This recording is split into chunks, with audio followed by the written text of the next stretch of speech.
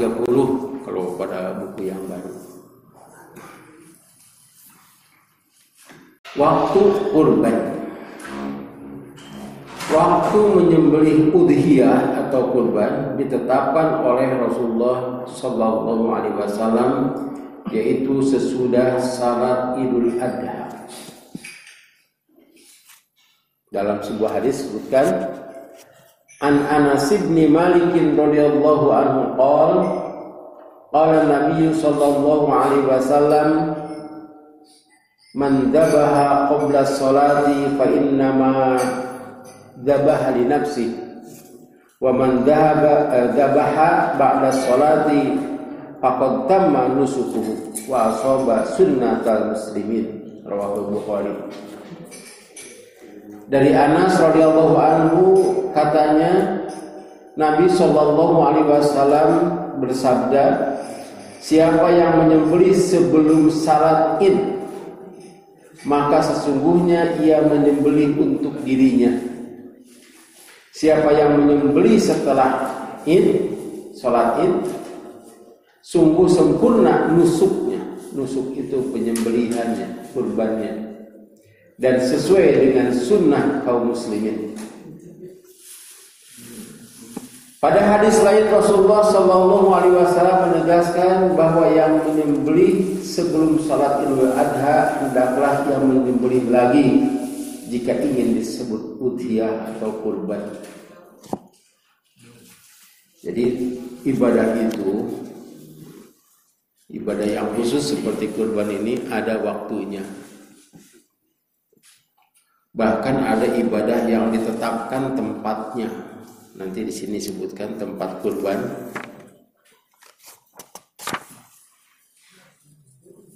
Seperti halnya ibadah haji. Ibadah haji ditetapkan waktunya, ditetapkan tempatnya. Ada yang ditetapkan waktunya saja, tempatnya tidak ditetapkan, seperti sholat. Boleh di mana saja asal bersih. Ibadah siam tetapkan waktunya. Ada yang tidak ditetapkan waktunya, boleh kapan saja, tapi ditetapkan tempatnya. Nah, entah ibadah umroh, kalau buat di dalamnya itu ada tawaf. Jadi umroh itu kapan saja, tapi tempatnya harus di Mekah, bukan di pasar. Kan ayat tawaf nanti di pasar bolak-balik.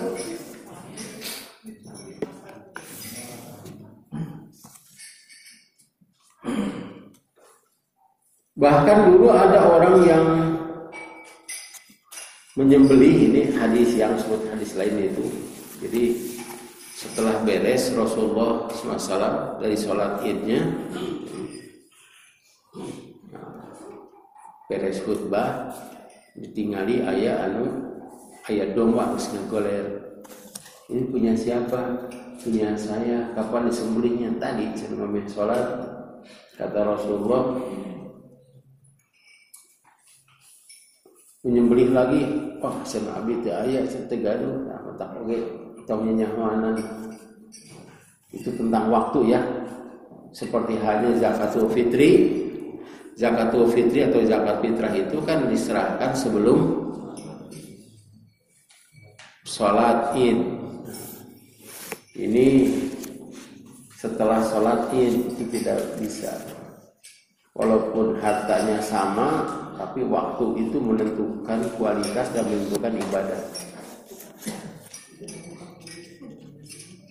Kata Rasulullah SAW, jika menyerahkan zakatul fitri setelah sholat Id, itu seperti itu sedekah biasa.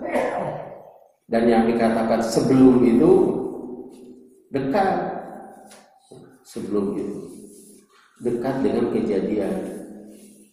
Di atasan sebelum subuh di Masjid GBA Hiji. Kalau subuhnya 4:30, kira-kira jam berapa? Jam 4. Biasa jam 3. Jam 2? Hah? Nah, berarti kira tuh. ibu-ibu diundang oleh saya untuk buka bersama di Antosan memeh maghrib. Sebelum maghrib, kira-kira bapak-bapak, ibu-ibu jam berapa datangnya? 5:30 ya. Boleh jam 2?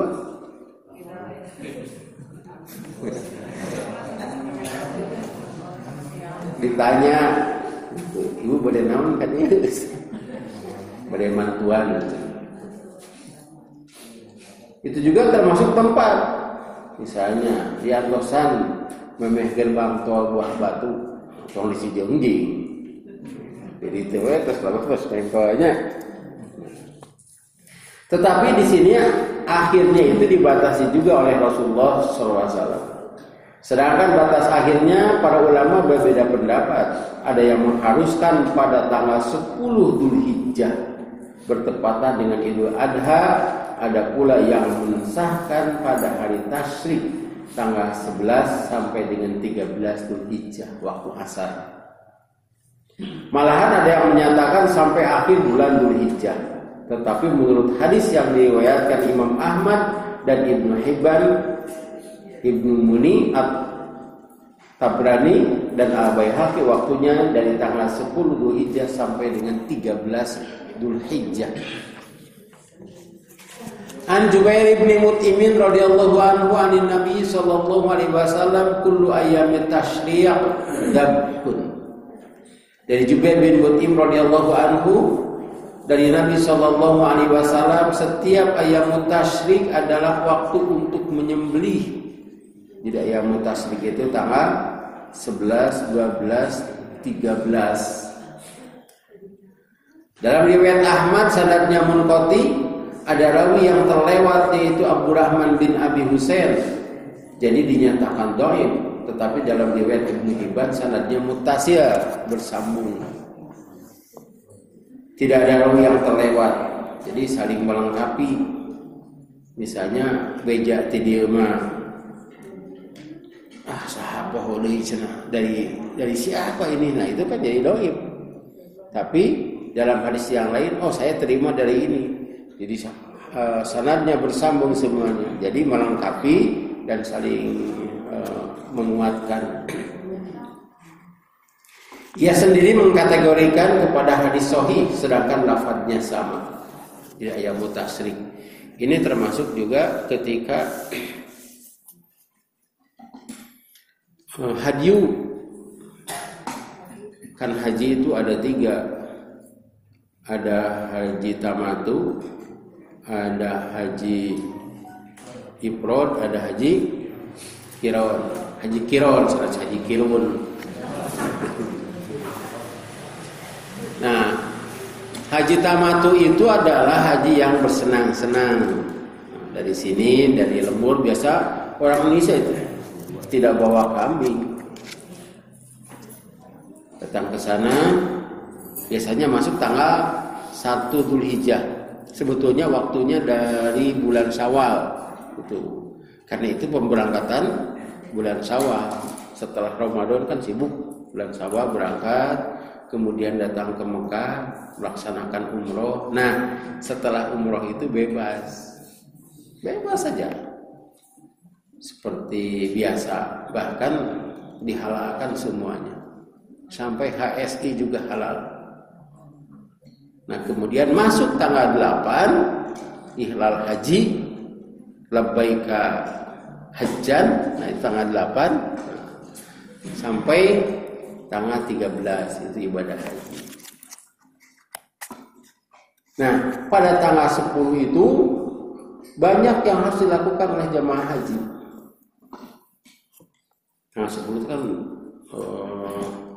masuk tanggal 10 maghrib itu di Muzdalifah, bermalam di Muzdalifah, kemudian esoknya waktu duha itu melontar. Tanggal 10 itu setelah melontar itu pergi ke Masjidil Haram untuk tawaf ifadah. Nah, itu hari yang sibuk. Kadang-kadang melontarnya juga penuh. Kemudian yang paling penuh itu adalah tawaf ifadah. Itu berdesak-desakan sampai 4 jam pulangnya kan maghrib. Nah, itu hari yang sibuk. Karena itu untuk jamaah haji dari Persatuan Islam itu menyatakan bahwa menyembelih itu hari ke-11. Itu biasanya para pembimbing yang menjadi saksi. Pada tahun 2012 saya dengan Pak Haji Entis itu ditugaskan, Ustaz, untuk menyembelih biarlah kami Ustaz mengurus jamaah yang jumlahnya 360. Cetek. Saya lebih baik ikut menyembelih saja. Dia ikut menyembelih teh nyari wungkul gitu. Jamaah silakan, tidak bisa. Itu kata pembimbing. Ustaz mengurus jamaah 300. Nah, itu boleh tanggal 11. Tanggal 11 itu tidak ada pekerjaan kecuali melontar. Melontarnya juga setelah duhur. Nah, demikian juga di tempat kita tanggal 11 boleh, 12, apalagi apabila itu kan PPKM sampai tanggal 20 tidak boleh menyembelih. Nah, itu. Nah, 11 saja. Di pesantren Ceganetri itu insya Allah tanggal 11. Di tempat saya tanggal 13 rencananya. Temenang gede udah dia. Nah, ini oke. Yang cenah sapina perlu di swab heula cenah yeuna. Lupa wae. Tempat kurban. Adapun tempatnya Rasulullah sallallahu alaihi wasallam melakukan penyembelihan di mushola tempat sholat Id.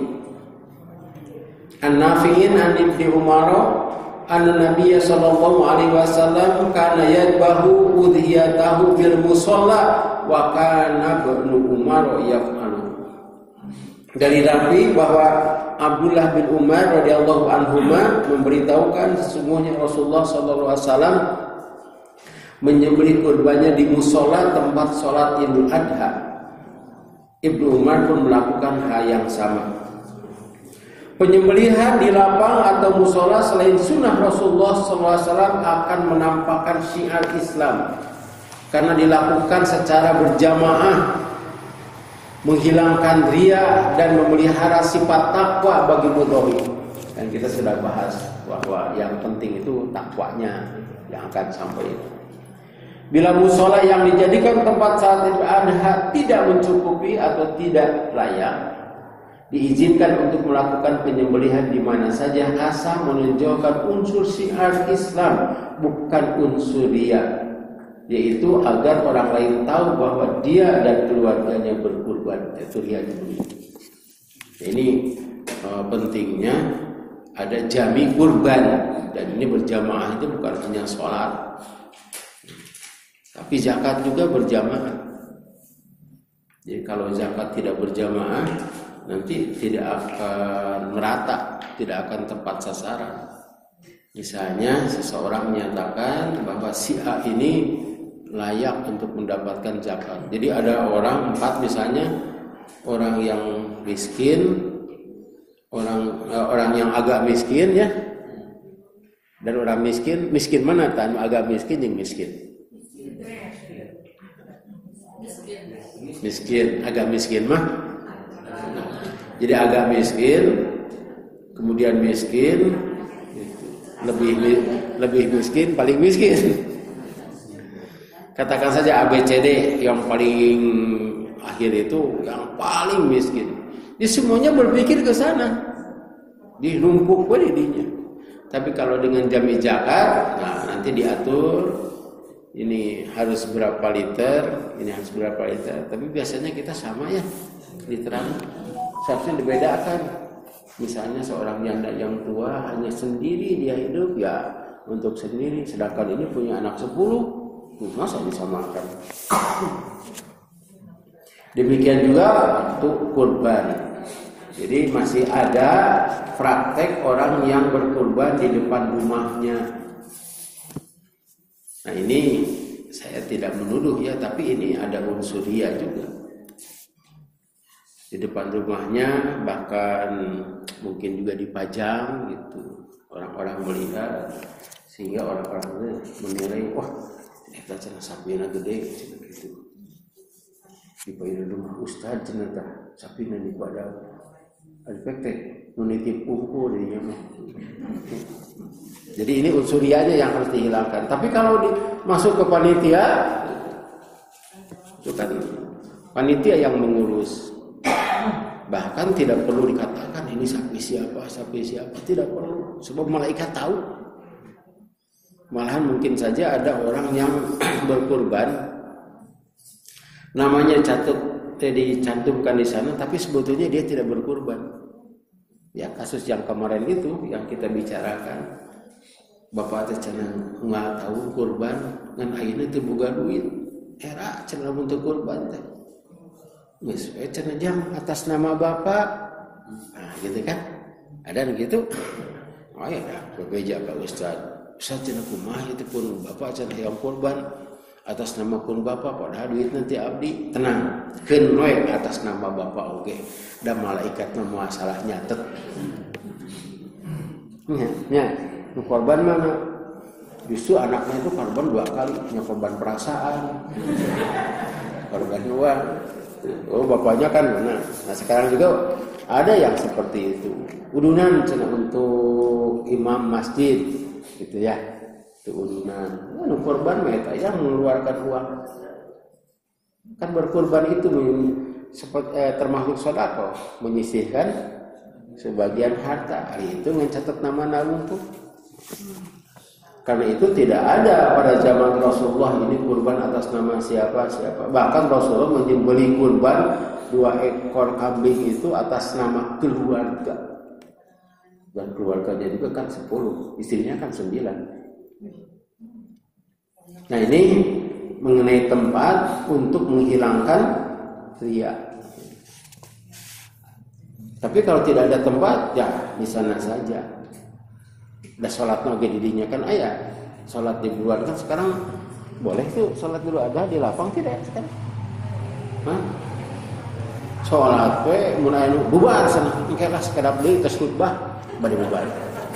Gitunya itu we.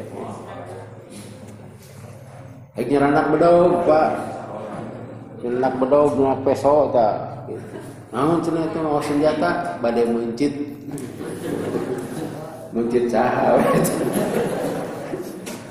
Ya cen. Sok atuh tenangan angka abdi gaduh hayam.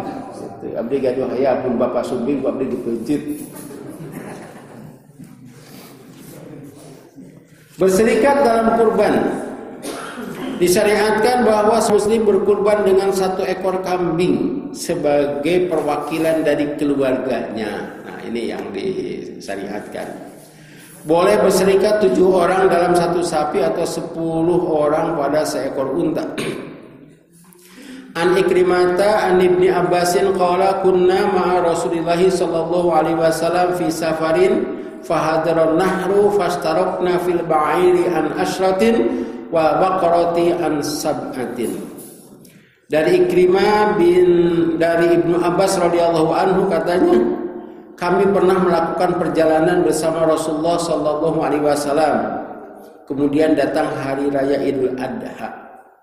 Lalu kami berserikat pada unta 10 orang dan pada sapi 7 orang. An-Nasai. Ini unta itu lebih besar daripada sapi.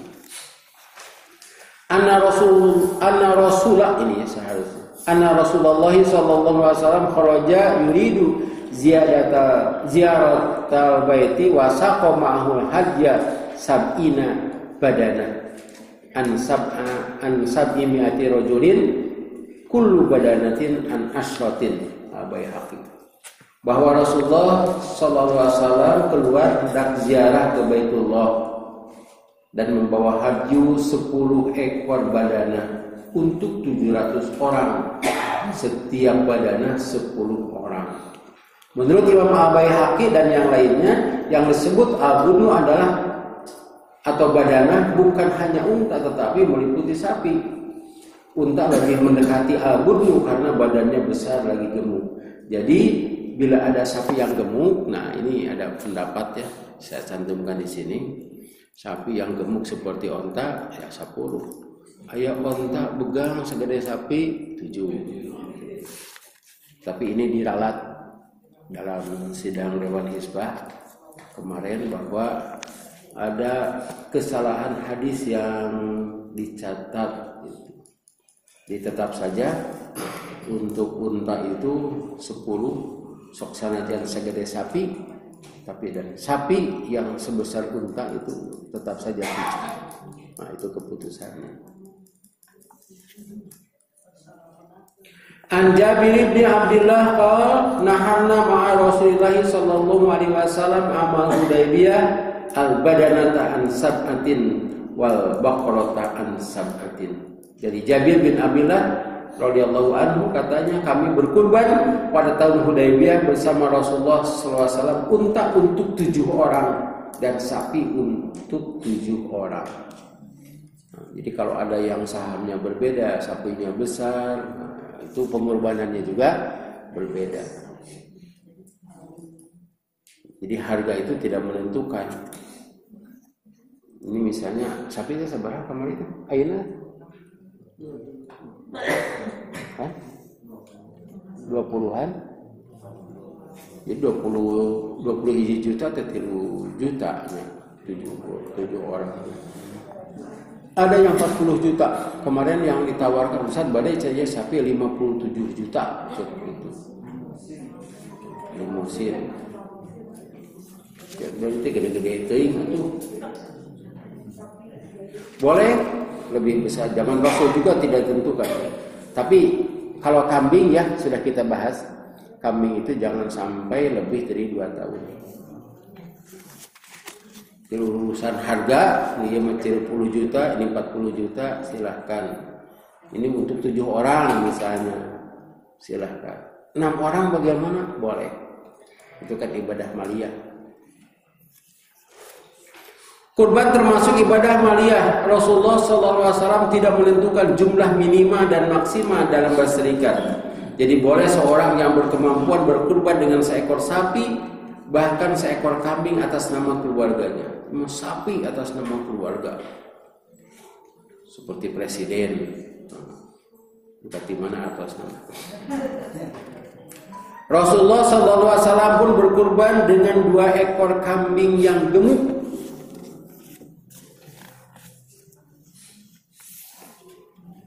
Wah, ini hadisnya agak panjangnya. Di atasnya kita baca saja artinya. Dari Jabir bin Abdullah radhiyallahu anhu katanya saya pernah Idul Adha bersama Rasulullah sallallahu alaihi wasallam di musola. Jadi yang disebut musola itu bukan bangunan, tempat sholat biasanya selain masjid, lapang juga itu musola. Setelah beliau selesai khutbah, turun dari mimbar, kemudian dibawakan kambing kepadanya, lalu beliau menyembelihnya dengan tangannya sendiri. Jadi beliau mah ada tukang domba, yang tukang dagang. Beliau berucap Bismillahi wallahu akbar. Inilah dariku dan dari umatku yang tidak berkurban. Jadi bacanya di atas ada Bismillahi wallahu akbar hadza anni wa amlam yudahi min ummati. Jadi didoakan oleh Rasulullah SAW. Hadis ini pun menjelaskan bahwa orang yang berkurban itu harus berdoa. Orang yang menyembelihnya juga Bismillah wallahu akbar. Seperti apa ya doa nama Bismillah wallahu akbar kan?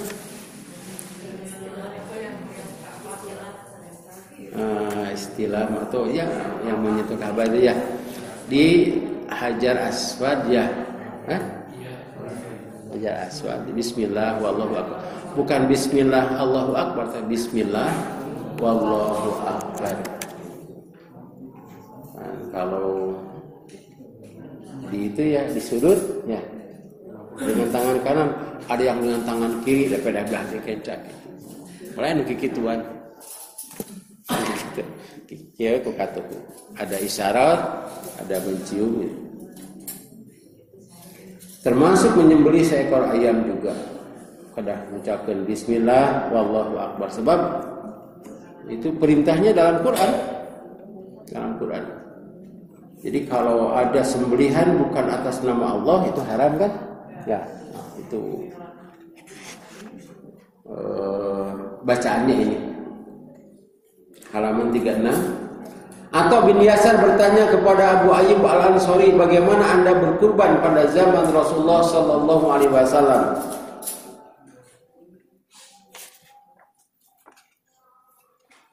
Jawabannya, kana rajulu fi ahli Nabi sallallahu alaihi wasallam yudahi bisyati anhu wa an ahli baitihi fayakuluna wa yutimuna thumma tabahan nasu fasaru kama tarak.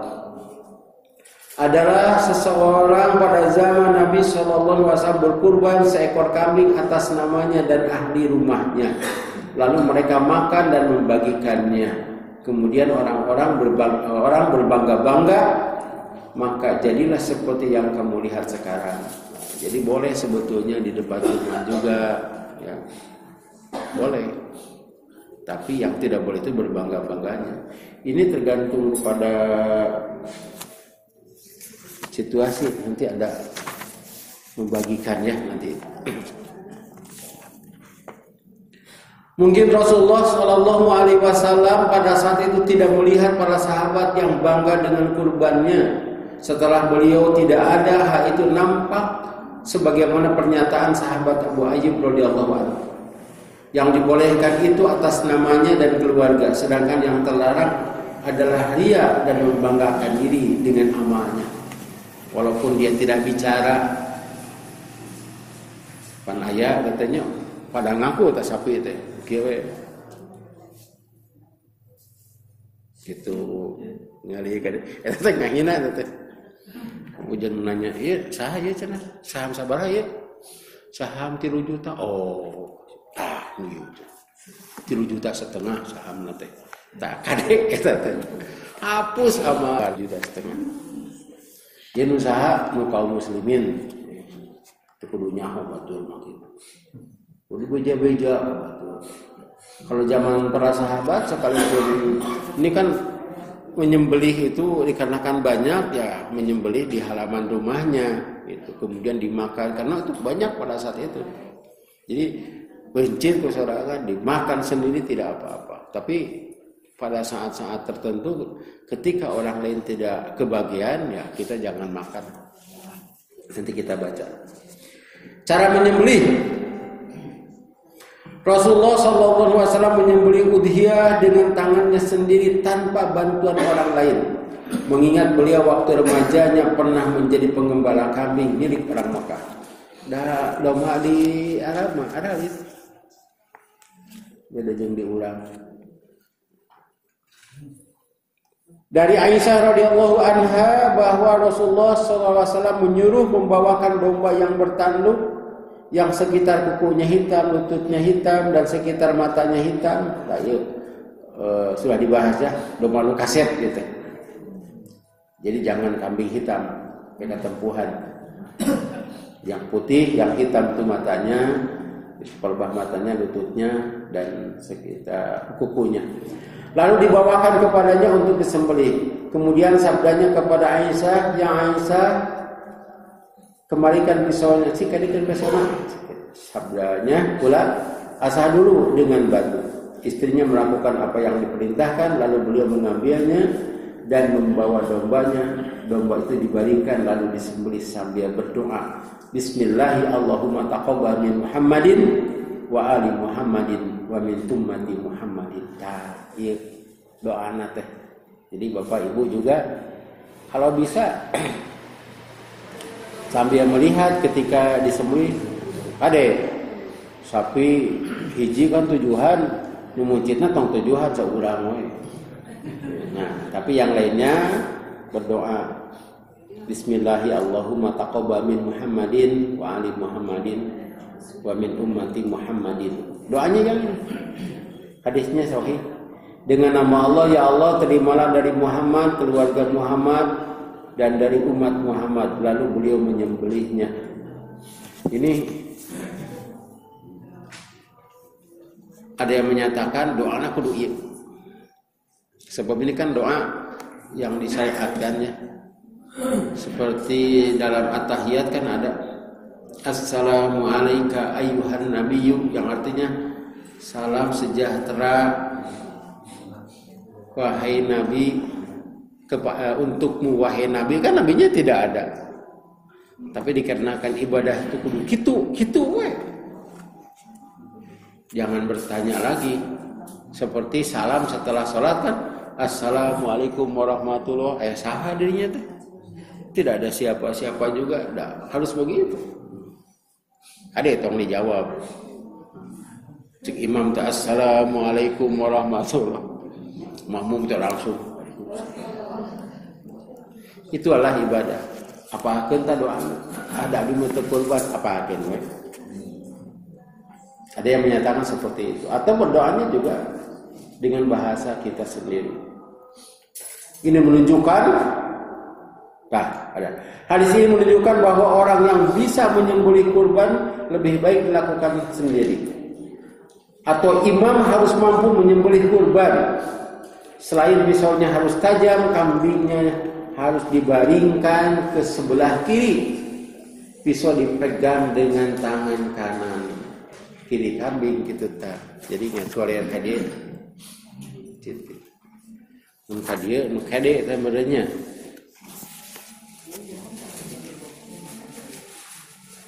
Kalau dipegang dengan pisau dipegang dengan tangan kanan dan tangan kirinya memegang kepala atau leher udhiyah. Agar tidak banyak bergerak, bila menyembelih sendirian hendaknya kaki kanan menekan badan kambing. Sebelum menyembelih hendaknya berdoa, doanya sebagaimana yang diajarkan Rasul itu. Kapukur tabu. Abdi jadi panitia, jadi tukang muncit abdi di pesantren teh. Tahun sabarahannya. Tahun 2000-an. Di suur domba hari itu. Jadi muncit teh duaan. Berangkat pucet ku abdi. Mana ya mina sok ngadoa. Nah, saya berdoa. Bismillahi wallahu akbar.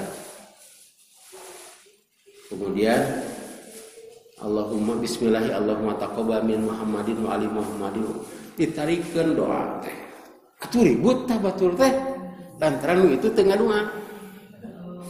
Aya ibu-ibu teh mah sorong ka abdi. Ustaz, abdi mah hayang dipeujit ku Ustaz.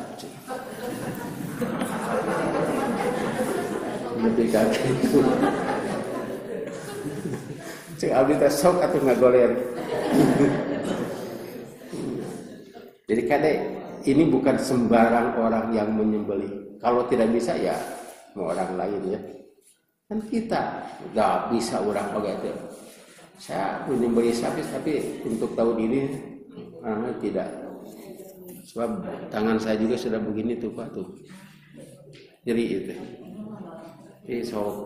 Jadi nyeri itu atau gitu. Mudah-mudahan we dihampura dosa. Budaknya beli pada di peser, beli pada disurutkan mangga diambil. Pak ngawasnya 1,5 juta.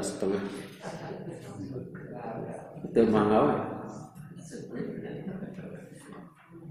Tapi rugi nama di pasatren aya. Jadi ada generasi tukang mencit gitu, ada anak-anak muda sekarang. Jadi diupayakan sendiri dan yang menyembelihnya harus berdoa. Ulah ribut, cepat balinya, cepat gitu. Di mana ngadung tuh? Sok, ngecan, cenah gitu. Teu kudu ribut baca. Bismillah wallahu akbar. Atau dilanjutkan Bismillah Allahumma taqabbal min Muhammadin. Allahumma taqabbal minni boleh gitu ya. Di sini kan Allahumma taqabbal min Muhammadin itu karena Nabi Muhammad. Boleh dengan bahasa sendiri, da Allah mau meninggalkan. Malahan ada hadis ini ya. Halaman 38 dari Jabir bin Abdullah radhiyallahu anhu katanya, oh iya Jabir bin Abdullah itu adalah orang yang ditugaskan oleh Rasulullah SAW untuk repotnya. Jadi reporter tak. Jadi apabila tentang haji itu banyak riwayat, ini dari Jabir, ini dari Aisyah, ini dari Abu Hurairah, maka yang dipilih dari Jabir. Sebab Jabir yang ditugaskan untuk jadi reporter. Karena itu banyak dari Jabir ini. Dari Jabir bin Abdullah radhiyallahu anhu katanya Nabi sallallahu alaihi wasallam menyembelih pada hari Idul Adha 2 kambing yang bertanduk yang putih yang tersedia, dan saat menghadapkannya ke kiblat beliau berdoa. Jadi ada doanya. Inni wajjahtu wajhiya lilladzi fataras samawati wal ardh ala millati Ibrahim hanifan wa ma ana minal musyrikin. Inna sholati wa nusuki wa mahyaya wa mamati lillahi rabbil alamin la syarika lahu wa bidzalika umirtu wa ana minal muslimin. Allahumma minka wa laka Allahumma an Muhammadin wa ummati Muhammadin bismillahi wallahu akbar. Hadis ini riwayat Abu Dawud At-Tirmidzi. Tapi panjang tingnya.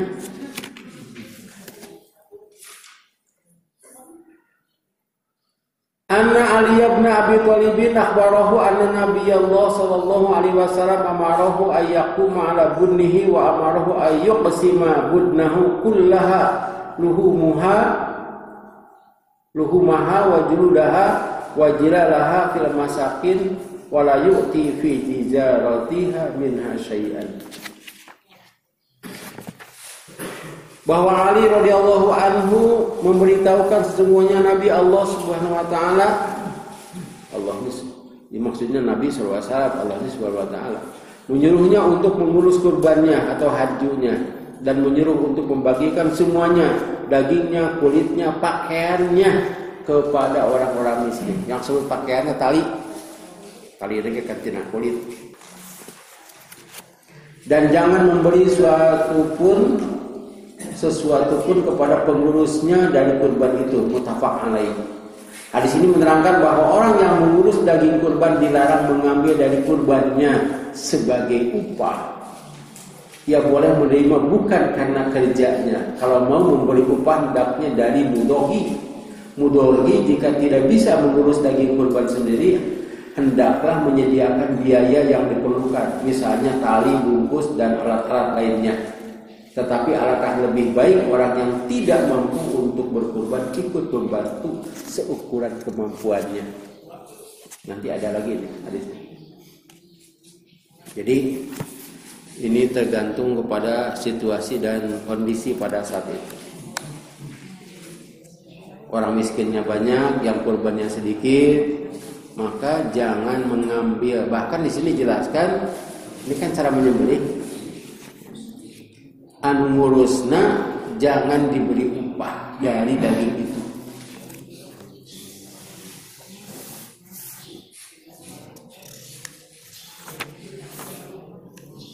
Nanti ada di sini insya Allah.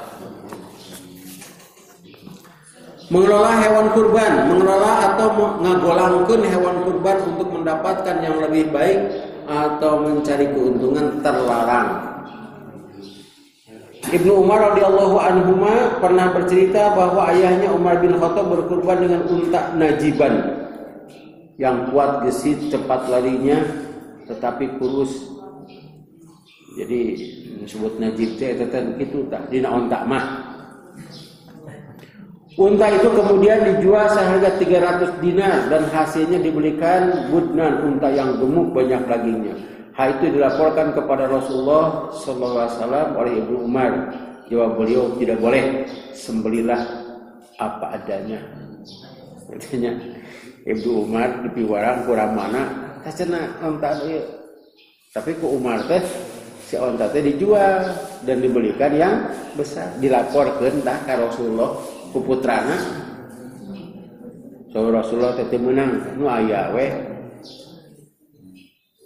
Membagikan, memakan dan mengawetkan daging. Daging kurban dan haji itu boleh dimakan oleh mudhohi. Mudhohi itu yang punya kurban. Dan harus bagikan kepada orang-orang yang layak menerima, baik mereka itu minta atau tidak meminta. Karena malu. Allah Subhanahu wa taala berfirman, A'udzubillahi minasyaitonir rajim, wa budna ja'alnaha lakum min sya'airillah lakum fiha khair. Fadhkuru ismallahi 'alaiha shawafa. Faida wajabat junubuha fakulu minha wa atimu qali'an mu'tadar kadzalika sakharnaha lakum la'allakum tashkurun. Dan telah kami jadikan untuk kamu unta-unta itu sebagian dari Allah. Kamu memperoleh kebaikan yang banyak padanya. Jadi kebaikan yang banyak itu bisa ditunggangi, bisa dipekerjakan. Maka sebutlah olehmu nama Allah ketika kamu menyembelihnya. Ini dalilnya Al-Quran. Dalam keadaan berdiri dan telah terikat. Jadi memang unta itu dipuncit nanti, unta nangtung, memuncit naga nangtung begitu tak.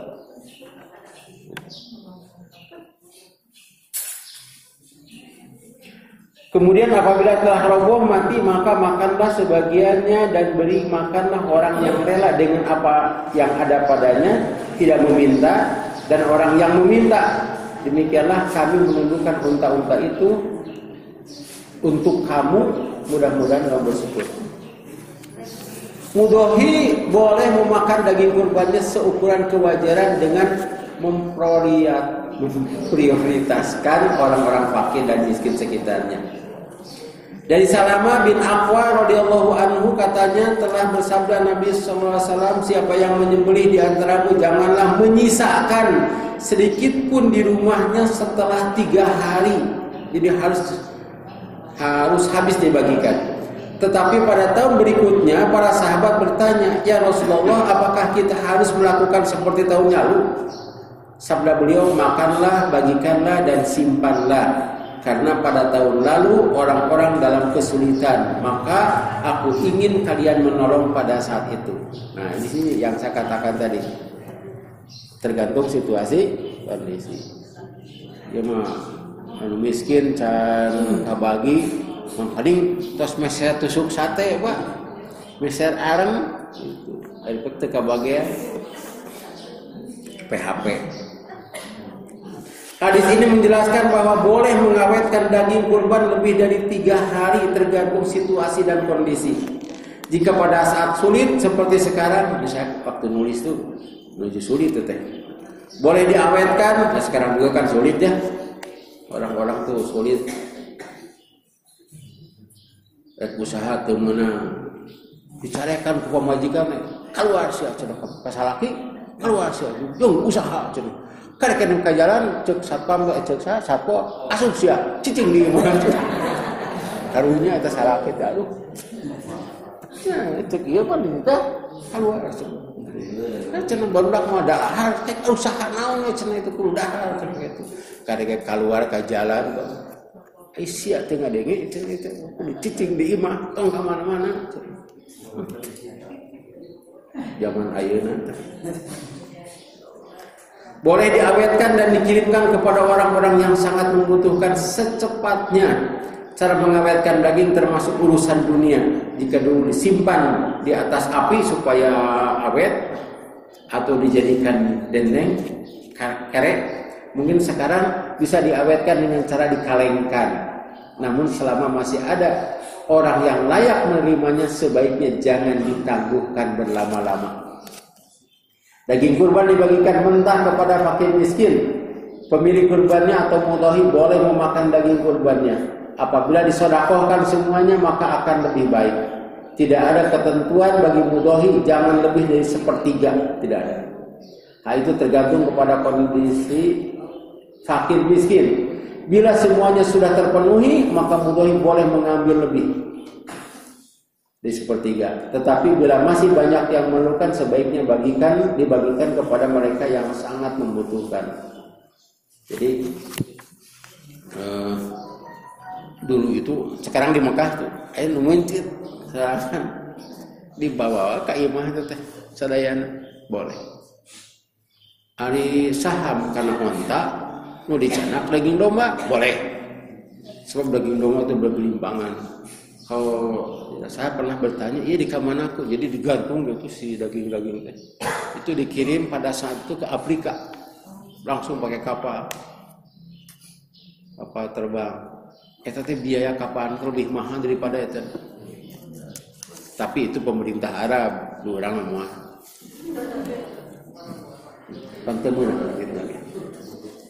Rasulullah SAW pernah melarang mudhohi menyimpan daging kurban beberapa hari sementara fakir miskin di lingkungannya sangat membutuhkan.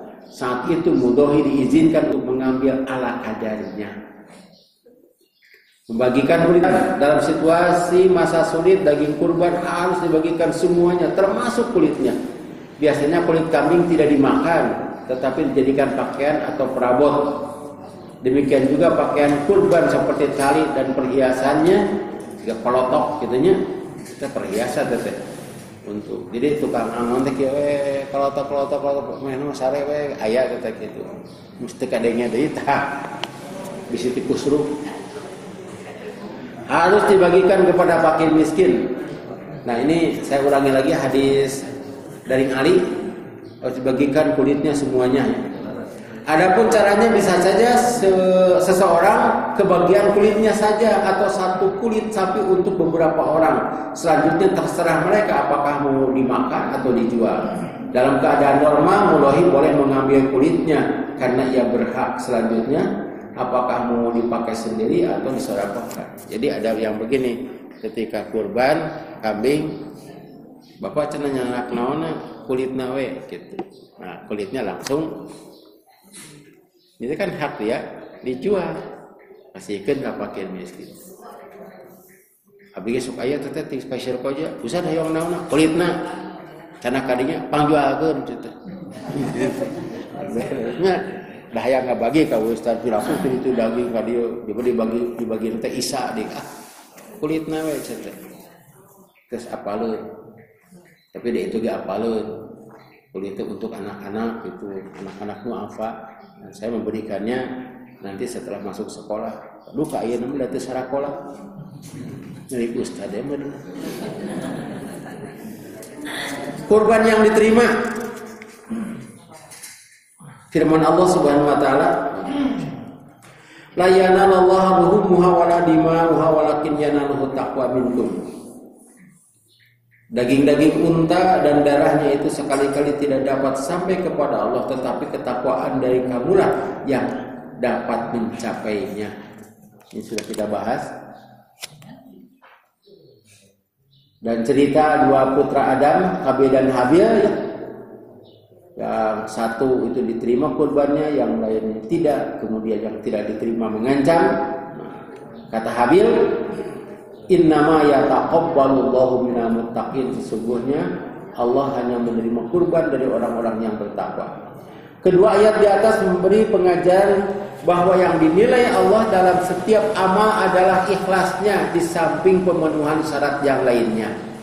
Biasanya ada sebagian umat Islam yang merasa bangga dengan kambingnya mulus atau sapinya gemuk, ia berkurban ingin dipuji orang atau disebut kaya dan dermawan. Orang semacam itu sedekahnya batal, pahalanya hanya sekedar pujian dan sanjungan. Eta oge lamun aya anu muji.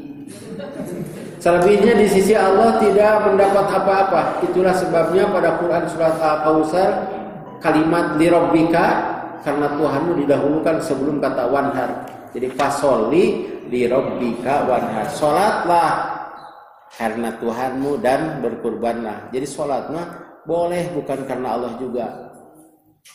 Tapi kurban harus karena Allah. Sehingga salat budak santai karena Allah, cuma karena bapaknya. Tapi kali itu nama di Rabbika. Tusah salat telantaran ayah bapak berikan deui tak boleh gitu ya. Tapi kalau kurban tusah cara kurbanna mana deui mayana. Nah, karena itu oleh Allah li Rabbika-nya didahulukan. Jadi kalau salat ini batal maka bisa diulangi dan mudah. Tapi kalau kurban apalagi haji itu kan didahulukan, walillahi 'alan nasi hijjul bait, lillahinya didahulukan oleh Allah supaya orang yang berhaji itu betul-betul karena Allah. Sebab banyak, tidak ada 5 malahan itu orang yang berhaji itu alasannya termasuk ria itu. Dalam hal ini kita harus lirabbika dulu. Kesempurnaan berkurban. Di antara hadis-hadis yang menerangkan larangan memotong rambut adalah dari Ummu Salamah radhiyallahu anha bahwa Rasulullah SAW bersabda, apabila kalian melihat hilal bulan Dzulhijjah dan seorang di antara hendak berkurban, maka janganlah memotong rambutnya dan kukunya. Tuh. Jadi tong maka dipotong gitu. Iya, sepanjang oge. tong waka neuteuk kumis entong aduh cenah abdi sok nyewa sigana pantas wae da nyewa biasa ya diantep poe itu untuk kesempurnaan ya. Dalam riwayat Abu Daud demikian pula pada Muslim dan An-Nasai, siapa yang sudah mempunyai kurban yang akan disembelih apabila sudah masuk hilal tanggal 1 bulan Dzulhijjah, kemarin hari Ahad ya, maka janganlah ia memotong rambutnya dan kukunya sampai ia melaksanakan kurbannya. Roh ajamah kecuali Bukhari, berarti Muslim masuk gitu. Dari Ummu Salamah bahwa Nabi SAW bersabda, apabila sudah masuk 10 hari pertama dan seorang di antara hendak berkurban, maka janganlah ia memotong rambutnya dan kukunya sedikit pun. Hadis di atas memberi gambaran kepada kita bahwa kurban itu tidak wajib, sebab Rasulullah SAW juga menyerahkan kepada kehendak kita, ia menoreh kurban. Itu sudah kita bahas tuh. Sedangkan maksud larangan memotong rambut atau kuku di atas ada beberapa pendapat. Imam Sa'id bin Musayyab, Rabi'ah, Ahmad, Ishaq, Dawud dan beberapa sahabat Imam Syafi'i menyatakan haram. Itu sah kalau itu negara haram. Sedangkan Imam As-Syafi'i dari makan sahabatnya. Imam As-Syafi'i dan sebagian sahabat lainnya menyatakan karohiyat tanzih, sangat baik bila tidak memotong rambut dan kuku. Anu bulag mah teu sawios. Mereka berhujah dengan hadis Aisyah yang menjelaskan bahwa Rasulullah SAW mengirim hadunya dari Madinah. Jadi beliau itu haji kiron mawa domba dari lembur, urang mah mungkin domba asup kana eta. Kana kapal. Bari jeung teh koper lagi kan 35 kilo. Beliau tidak mengharamkan sesuatu pun yang telah dihalalkan Allah baginya sampai haji itu disembelih di manhar. Jadi larangan pada hadis di atas menunjukkan makruh. Itu juga bagi yang tidak menyembelih. Ini hadisnya sudah di hadis yang pertama itu. Halaman 2. Abdi mah teu tiasa can teh gaduh artos kitu mah tahan we entong waka neuteuk kuku, entong waka diparas, entong waka dicukur. Eta bagi yang tidak haji. Kesempatan bagi yang tidak berkurban, maka makin lah. Sedikit. Islam adalah agama yang mudah bagi siapa saja. Orang bisa mendapat pahala karena sedekahnya. Orang miskin masuk surga karena sabarnya. Orang pintar karena mengajarkan ilmunya, dan orang bodoh karena belajarnya. Nah, jadi diarwe terus itu wajib diajarkannya, itu nama ilmu setiap langkahnya. Jadi aya nu ulang teu ngaji, ulang geus pinter geus apa cenah teh. Teu meunang ganjaran eta. Nu maca Quran, saya punya murid. Jadi kalau subuh itu dulu ketika saya di pesantren sok apakeun ieu aya jeung hartina anu apa balik atau keluar masuk gitu ya asrama aya nu pinter pisan rek ningali gua gitu saja gitu keluar di masjid aya nu 10 kali bolak-balik teu apa sarabdi teu apa gede ganjaranna ye nu pinter mah maca Quran sakali mainnya 10 kali jeung teu apa karena itu biasanya saya bikin kelompok yang sudah apa ini kelompok ini sok ngapakeun kadinya nalarna ieu ka dia gitu. Jadi halako supaya kebagian semuanya.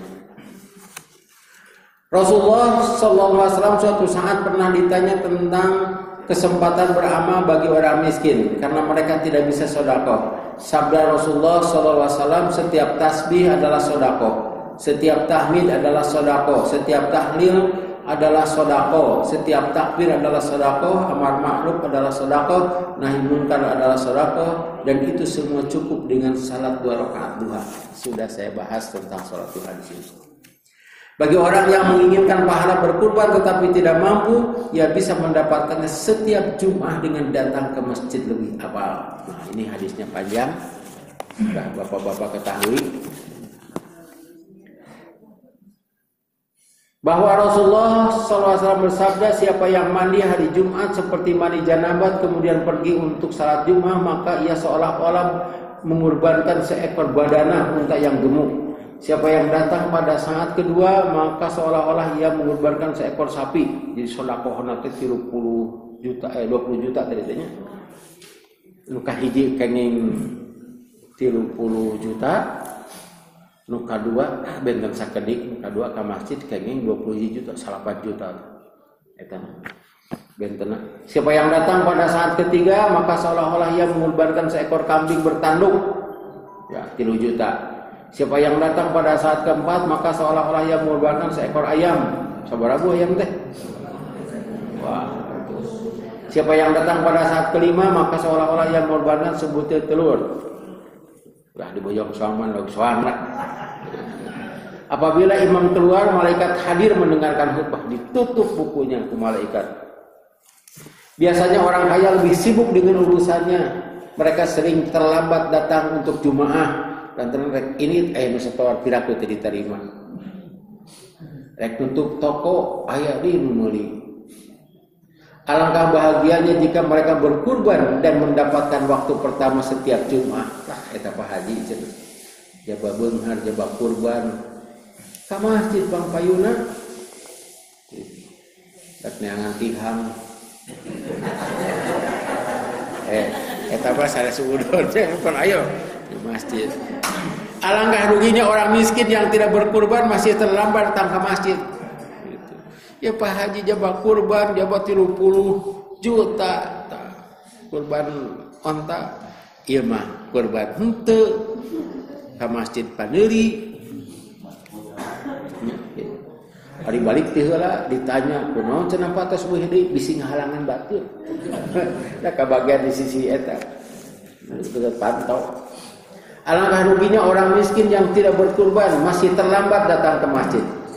Banyak kesempatan lain bagi orang yang fakir dan miskin saat Idul Adha dengan mengorbankan tenaga dan biaya sekedarnya. Misalnya dengan menyediakan konsumsi, membeli bungkusnya. Ya, bungkus nanti abdi waktu ditanya teh, "Bapak kurban naon?" Keresek teh abdi teh. Jika meminta upah dari kerjanya, maka ia tidak mendapatkan pahala dari amalnya. Wallahu a'lam bishawab. Mudah-mudahan tidak ada pertanyaan sebab sudah jelas semuanya di sini. Itu ya. Kecuali yang tadi ada ralat itu. Jadi saya pernah jadi ketua panitia, itu Pak Entang yang jadi sekretaris. Kita mah sapi tak ya salapan di pasantren. Anu daratang panitia kewe ngasah peso gitu. Setiap datang hari eta sah duka cenah. Sok kumpulkeun panitia. Oh, panitia dikumpulkan. Saya umumkan terima kasih atas kesediaannya dan saya umumkan bahwa panitia tidak dapat bagian daging. Nyaan Ustaz, nyaan. Bukan hadis saya tadinya. Baralik deui kenaon sendiri dia cenah kitu balik bubar itu. Hanya beberapa orang ada ustaz gitu teh yang tersisa adalah santri. Eta oge lamun daging nase eutik tapi lamun daging loba dibagi. Eta teu wawuh itu atuh. Demikianlah itu hari Rabu yang akan datang pantas tadi teh. Langkung abdi mah pada kurban itu beres kan Selasa Idul Adha teh pamit kadah kadieu pamit henteu nya alhamdulillah aya buku safar teh asalnya Pak Haji safar teh asalnya nanti bab safar